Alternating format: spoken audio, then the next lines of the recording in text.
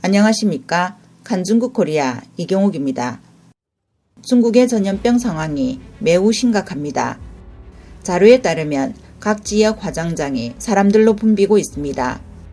전문가들은 2023년 중국에서 100만 명이 넘는 사람들이 코로나19로 사망할 것으로 전망하고 있습니다.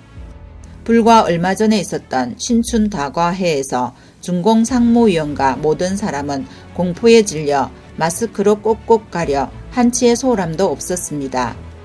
그들은 자신의 위대한 이상을 위해 희생하는 수많은 사람이 있기에 오늘의 새로운 삶으로 바꿀 수 있다고 얼마나 외쳤는지 까맣게 잊었습니다. 전염병 앞에서 과학 대신 투쟁에 의존한 중공은 다시 한번 인민을 파멸의 재난에 빠뜨렸습니다. 지난해 말 순춘난 중공 부총리는 신속한 통제로 바이러스보다 앞서가자 전염병 퇴치에 전력을 집중해 돌파하자 가장 힘든 점을 공격하자 등 충격적인 구호를 외쳤습니다. 이런 구호들은 결코 그녀 개인적인 언어 스타일이 아니며 유사한 정치 구호가 중공 역사에서 끊임없이 반복되고 있습니다. 중공의 문제 해결 지도 이념은 과학적으로 의사결정을 하는 것이 아니라 투쟁 철학이기 때문입니다. 예를 들어 자연재해에 직면했을 때 중공은 하늘과 땅과 싸워 이겨야 한다고 생각해 홍수, 가뭄이 닥치면 엄방사수해야 하고 당당하게 대자연에 맞서 싸워야 한다고 합니다. 가장 분명한 예로 중공이 일으킨 인재는 1998년 홍수입니다. 당시 장점인 중공 당수는 홍수가 일어나지 않도록 상류에서 물기를 분류하면 될 것을 막지 않고 엄방사수만 고집하다가 작은 홍수가 재앙적인 대홍수를 낳는 결과를 초래했습니다. 결국 2달여에 걸친 재난이 지난 후 공식 내부 통계에 따르면 거의 4억 명이 홍수로 피해를 입었고 5천 명 가까이 사망했으며 직접적인 경제적 손실은 3천억 위안이 넘었습니다.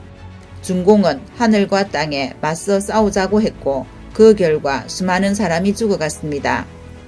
중공 관영 매체 선전특구부는 지난해 3월 20일 기사를 통해 동적 제로 정책을 고수할 것인지 아니면 바이러스와 공존할 것인지를 선택하는 것은 실제로 중공과 서방 국가의 제도적 다툼, 국력 다툼, 통치 능력 다툼, 심지어 문명 다툼과 관련 있다고 밝혔습니다. 그러나 진실은 모든 사람 앞에 있습니다.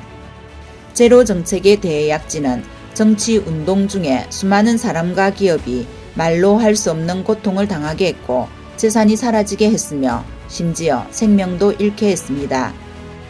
중공이 일관되게 표방해온 힘을 집중하여 큰일을 치르자는 주장에 대해 위마오추는 최근 중공은 수십 년 동안 각종 대규모 운동을 전개하여 원래 경제 문제, 공중위생 문제, 재난구호 문제, 문화 오락 문제, 독서 학습 문제, 스포츠 경기 문제, 바이러스 전염병 문제 등등 모두 중국 자원의 독점을 이용해 모든 것에 집중하는 대규모 정치 운동으로 변화시켰다.